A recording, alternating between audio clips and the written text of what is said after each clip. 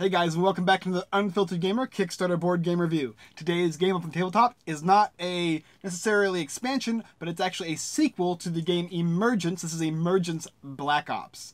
In Emergence Black Ops, you'll be playing with 3 to 6 players, about 45 to 60 minutes, with an age range of about 13 to 14 plus. And what you're going to be doing is it's a 1v all kind of game. You're going to be using miniature characters to move around a board, just like the original Emergence. If you haven't played that, I'm going to explain the entire game, don't worry. But you're going to be going around this board collecting data shards. And when you collect data shards, you can then compile them or transform them into knowledge tokens. And then you can actually get other tokens from that. And your objective is to collect these black tokens here, like inspirational tokens or whatever they're called. But the idea is to get them. At the end of the game, if you can have the most of those, you win. Now, your opponents are also going to be trying to stop you. And you're going to have 6 actions per turn, and everybody's going to take their turn at the same time. So there's not a lot of downtime in the game. Alright, well that's the basic idea of the game, and there's a lot to this, so let's go ahead and get into it. Alright guys, so here we have Emergence Black Ops and all the components to the game. So let's go over as much as we can. Well, first of all, there's player characters here, and you have the board tiles. There's 3 different types of tiles. There is the data shard tiles, there's the compiling tiles, you got your home base tiles, and then you got blank ones over here. There's also probably going to be some other ones like teleporting and whatnot. You've also got cards, and these are called target cards, in which everyone's going to get one at the beginning of a game. And you're going to try and target that specific person to make sure they are last place. And if you can do so, you gain bonus points of 10 or 5 if you can find if you can get your person in second to last place. Over here, we're going to have upgrade tokens for your player boards, which are located here, and you have 6 different types of upgrades you can acquire on your character as the game progresses. You have data shards over here representing the different colors on the board and where you're going to be placing them down on the board as the game progresses. And at the beginning of the game, you have your action boards here for each of the characters with 6 different action types. You've got Activate, Boost, Replenish, Hack, Spy, and Terminate, just like in the basic game. You're also going to be getting a leader token as well as a knowledge upload chart. This thing's pretty cool because every time everybody takes a turn together, it'll go to 2, 3, 4, and 5. When that happens, you'll take off one of these, and you'll continue until all of these are taken out, and then that would end the game. And then you got over here, you got the influence tokens, and you got the knowledge tokens. And that is pretty much it. Oh, and don't forget this last final important thing. This is the voting box, which will determine passes or fails. Alright guys, well, let me tell you how the game works. So once you have the entire board set up, like I showed you before, along with every player on their home base, and everybody's going to have all of their colored cubes and their colored board and even their colored action marker, you're going to be taking turns together, and that's pretty cool. And the way you do it is you're all at once going to do a 1, 2, 3 with the leader, and the leader is going to say 1, 2, 3, and then place down. And you're going to put your marker on any one of these 6 actions. Now the first 3 are free actions that don't cost anything, but the last 3 are actually going to cost you knowledge points, and you'll have to acquire those throughout the game, which I'll explain in a little bit. But on your turn, you'll have a couple things you can do. Activating allows you to activate a tile on the board, which will allow you to either gather different data shards, or acquire knowledge, or even place your data shards onto your base. The boost will let you move an extra space on your turn, as well as replenish will let you put back data shards onto a block that has or a tile that has removed them or doesn't have them anymore.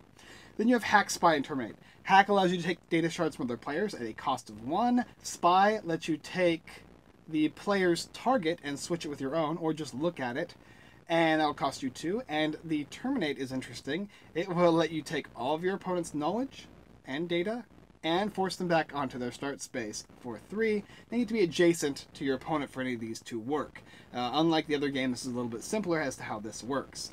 After you've gone ahead and selected one of these things, then you'll pass the leader tile on to the next person, this little thing here, and that person will do the 1, 2, 3.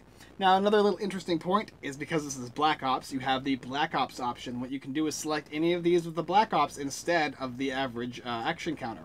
If you do that, you cannot be targeted at all by other players. Not only that, but you can do an extra action of one of these 6 right after you do your first action on your turn. Now, of course, there's a catch, though, if you want to do this. If more than 2 players decide to do the Black Ops action, like 3, 4, 5, or 6, then you lose your turn, and everybody along with them. And the only people who get to take turns are the ones who chose white. So that is the idea of the basic turn mechanisms. Let's go through a couple turns and explain how the game works. Okay, so we've set up the board, we've given our players all their spaces. Now the only thing we haven't done is actually giving out these player cards to the players down over here. That's because we don't have a lot of room. So we're just going to make believe. But here is the idea, okay? So first to set the board, a little interesting fact is it tells you how to set the board in the manual, and I'm sure there's a bunch of extra stuff they're going to have, especially after the Kickstarter goes through. There'll be different boards in which you can set up different stuff as well as different tiles. But for what I have with the prototype, this is what it is. Not only that, but if you look at this circle, it's going to indicate how many different ones of these data shards you're going to be putting on the spaces. The first outer ring is 1, the second is 2, and then right in the middle here is 3. So that's where you place them. Whenever you take data off of these areas, you're going to replace them with the same amount of data cubes whenever you do replenish. So that is the idea of how they work. Now, let's go ahead and get started. So all the players have their little action markers here, and they're going to take them and they're going to secretly decide their spaces, right? So let's just go ahead and get started here.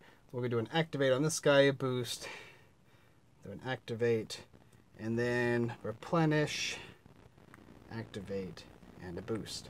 So they've all done this at the same time, and no one has saw, and they all did it 1, 2, 3, right? Bam, done. So now they're all going to take actions at the same time, and I'm just going to go ahead and give you an idea of how they all work.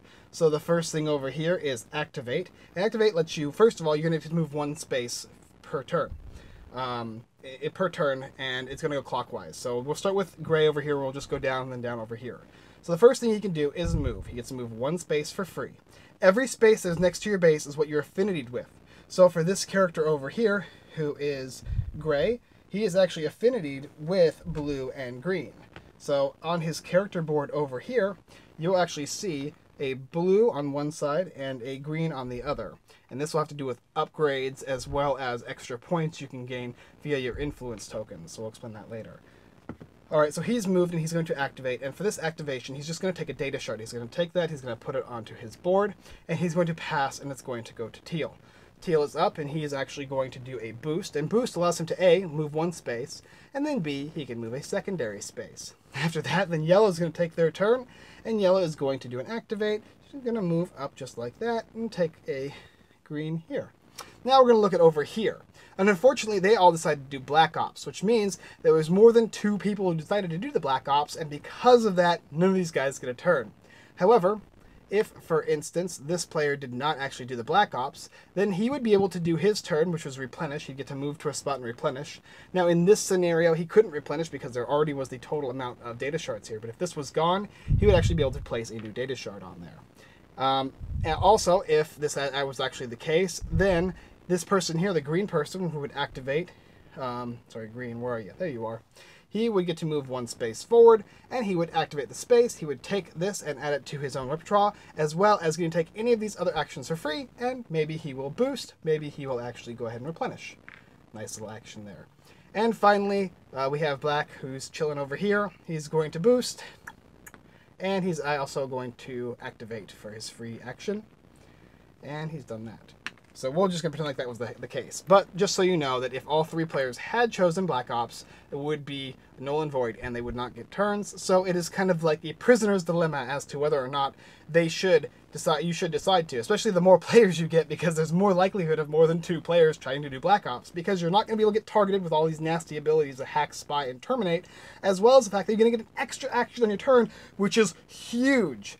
Unless you lose 5 turns in a row because you're just too greedy to go ahead and choose to do the basic action. After that, everybody has done their turn, and the round mark will pass to the next leader, whoever that might be.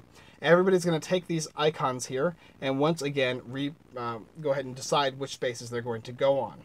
So enough with the turns, you can understand the idea of it. Once the first turn is done, the first round is done, it'll move to 2, and then it'll continue that way until it gets to 5. When that happens, one of these little digits gets removed, and you can then do the voting phase. Now, how do you vote? The question is, how do you gain these knowledge tokens, right?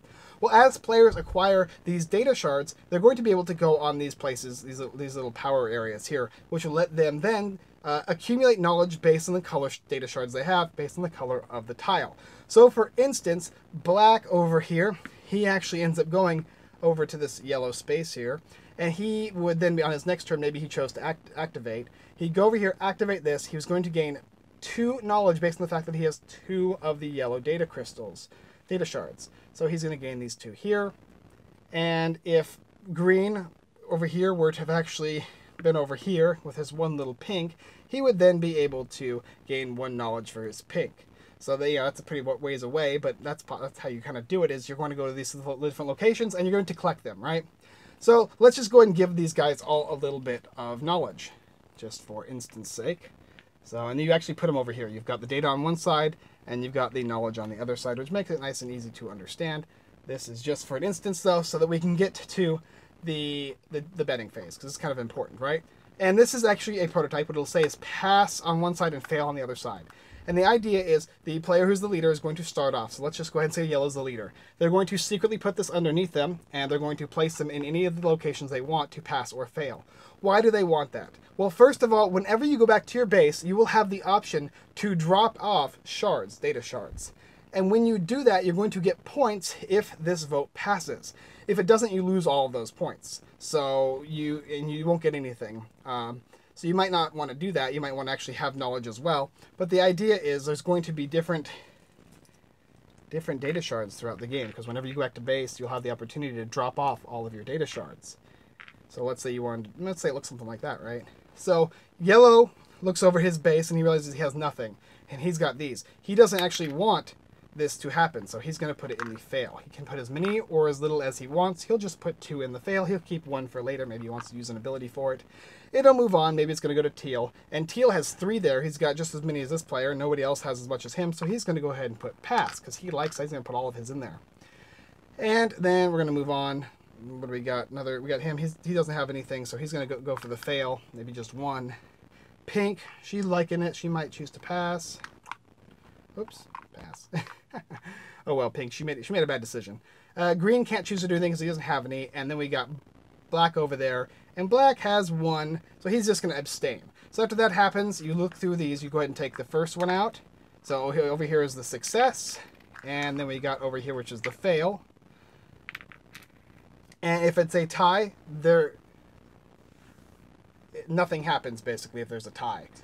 It's considered a fail. And so if it is a tie, it is considered a fail no matter what. The only way, if it's not a tie, is if, let's say, this over here. So let's say that this was the success over here and this was the fail. It were to succeed. Now I'll explain both so you guys have an idea of how it works. Success means that you're going to gain points equal to the data shards on your base. You're going to take them off and give yourself points. So if we look at blue, and we know that blue has an affinity to blue and to pink, because you're an affinity to any of the two colors that are matching your base or next to your base. So this would give him 2 points. The green and the yellow would give him 1 point. That would give him 4 points in total. This is going to be towards the points you get at the end of the game. You can put them wherever if you want, on your base or on your player card. That's nice. Pink's got 2 green, and he's got an affinity to pink and yellow, so he's going to get 1 for each of those. And then green has got a green for 2, and then a blue and a yellow, which is just going to give him 4 altogether. 2, 3, and 4. And then we just got little old black here, who's got 2 points. So good for him, he didn't have to spend anything, and he got 2 points. Everybody else gets nothing.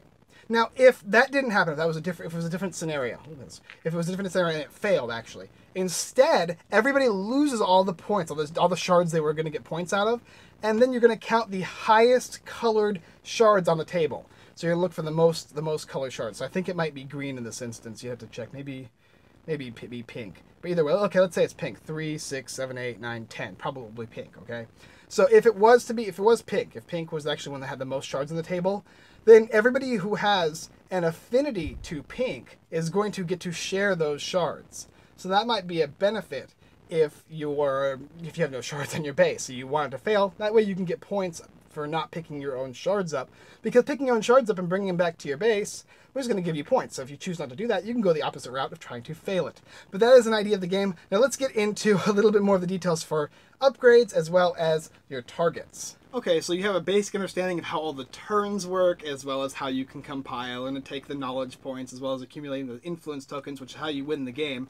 And after 25 turns, the game is going to be over. Now, if you want a quicker game, you can go for 15, but I think 25 is better. But anyway, we're going to go ahead and talk about the player boards, because they're interesting. Now, first of all, like I talked about affinity, affinity is the color that is next to your base. And whatever those colors are is going to give you bonus points, as well as allow you to buy upgrades with those colors. For instance, pink over here is is going to have an infinity for pink and yellow. So I would go ahead and on the ground it would be like this. Pink and yellow would be placed here. I know this is going to be difficult to see, but that's the idea, right? You're placing them just like this. And down the row, if this is the pink row right here and this is the yellow row right here, when you get back to your base, you can buy upgrades, and it tells you on the card 1, 2, 3, 1, 2, 3, and you can spend as that color's amount for these upgrades, and there's quite a few of them. So I'll go over a couple of them. One of the upgrades is when you walk onto an empty space and choose to activate, then you're going to be able to gain a single data shard as opposed to nothing. Another one might be if you're going to be terminated or hacked, you're instead going to lose half of the amount of total resources you would normally lose, which is nice. As well as another one is whenever you use a boost, this is one of the higher end ones, which is 3 here, you are going to be able to boost from one tile of the same color to any other tile on the board of the same color. And the another one is, I don't know, you gain 1 knowledge whenever you go back to your base. So there's a couple more too. I'll let you figure those ones out.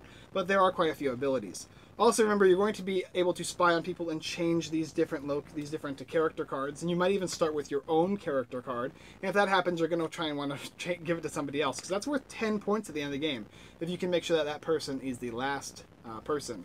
I'm pretty sure that you're not actually going to get any points if you're targeting yourself and you make yourself go to the last place. That doesn't count. So you're going to need to give it to somebody else, and you have to use that spy thing in order for that to work. But, like I said, that is the idea of how the game works, and I think we'll go ahead and talk about what I think about it. Alright, so before we get into the little review section, I want to mention a few caveats. And the first thing is, obviously, you're going to have the different player abilities, and you're going to get cubes, and that'll be your color, and you'll place them on the board, and that will be how you get your new abilities. Also, your targeting card, I think, will be going up here, right on top where these arrows are. So it makes it nice and easy for you to see that.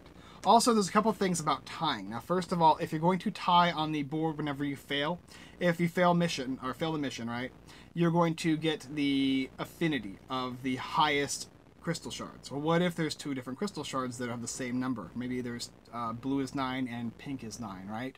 Well, then both will score, and you're going to divvy that up among two players for that scenario. So in a case of 9, it'd be 4 and 4, and the extra one will get thrown out.